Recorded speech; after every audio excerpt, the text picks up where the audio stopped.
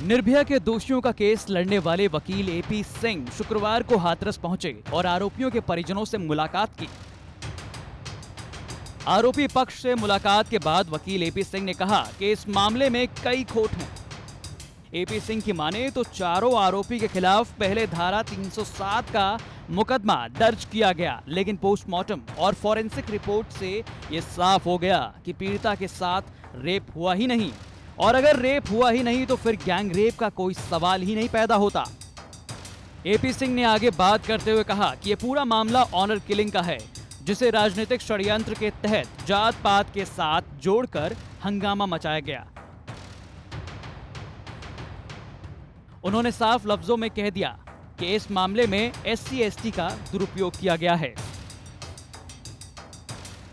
आरोपी परिवार के यहाँ पर मिलने के लिए डॉक्टर एपी सिंह यहाँ पर पहुंचे हुए हैं। आप लोग यहाँ जो आरोपी परिवार हैं उनके पक्ष में खड़े हैं, किस तरीके से आप लोग उनसे बातचीत आज किए हैं और उनकी क्या बातें आपने सुनी हैं, किस तरीके से अपने आप को निर्दोष बता रहे हैं? देखिए, इन्वेस्टिगेशन का पार्ट है। सबसे पहले जो FIR हुई वो अंडर सेक्शन 307 में हुई। पीड़िता के भाई ने बयान लिखे, उसके आधार पर FIR दर्ज हुई। उसमें कहीं रेप नहीं, जब रेप नहीं तो गैंग रेप कहाँ से, वो नहीं उसमें। और उसके बाद जो मेडिकल रिपोर्ट आई, MLC रिपोर्ट आई, CFSR, उसमें कहीं भी रेप नहीं है। अंडर सेक्शन 307 में केस रजिस्टर हुआ। उसके बाद फिर राजनीति शुरू हुई। राजनीति शुरू होते होते कि ऑनर किलिंग के केस को जातिवादी हिंसा का बहुत बड़े लेवल तक ले जाया गया। इसमें इस तरह से ये SC/ST एक्ट का इस केस में पूरी तरह से दुरुपयोग किया गया है, मिसयूज किया गया है, और केस को जाति, क्षेत्र, भाषा, संप्रदाय के आधार पर नहीं लड़ा जा सकता। केस को केस की तरह लड़ा जाए, इन्वेस्टिगेशन हो, अच्छी तरह इन्वेस्टिगेशन हो।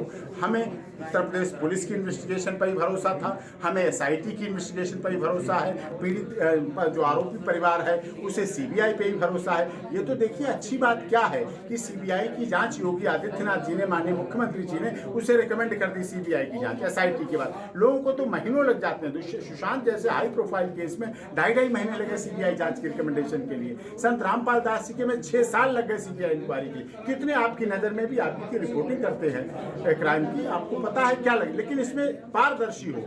न्यायपालिका पर हमें भरोसा है। इलाहाबाद हाई कोर्ट ने सो मोटो लिया, हमें उस पर भी भरोसा है। हमें सुप्रीम कोर्ट पे भी भरोसा है। न्याय होगा, सत्य की जीत होगी। सत्य परेशान हो सकता है, पराजित नहीं हो सकता है। इनको झूठा केस बनाया गया। गांव के लोग सही साफ बयान देते हैं, सही बयान देंगे, सब कुछ सामने आएगा, जांच में सामने आएगा, इन्वेस्टिगेशन के पार्ट पर सब कुछ सामने आएगा। चार्जशीट फाइल होगी और चार्जशीट फाइल होने के बाद उसमें कोर्ट में ट्रायल होगा। लेकिन अभी से उस पर जातिवाद के आधार पर ये सब करने लगना, इस तरह से पूरी तरह से गैर कानूनी, अवैधानिक नहीं होना चाहिए।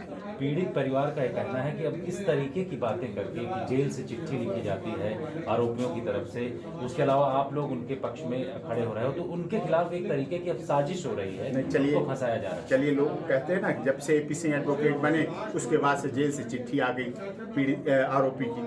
क्या जेल से आरोपी के द्वारा चिट्ठी लिखना और चिट्ठी SP को, इन्वेस्टिगेशन एजेंसी को भेजना क्या गुनाह है?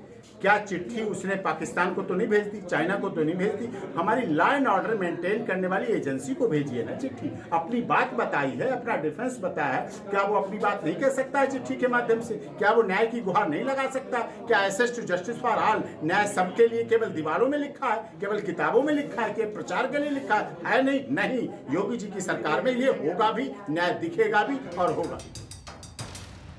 बता दें कि वकील एपी सिंह 8 साल पहले दिल्ली में हुए निर्भया रेप केस के आरोपियों के बचाव में भी केस लड़ चुके हैं। अब हाथरस की निर्भया के आरोपियों की ओर से केस लड़ रहे हैं। ब्यूरो रिपोर्ट, UP तक।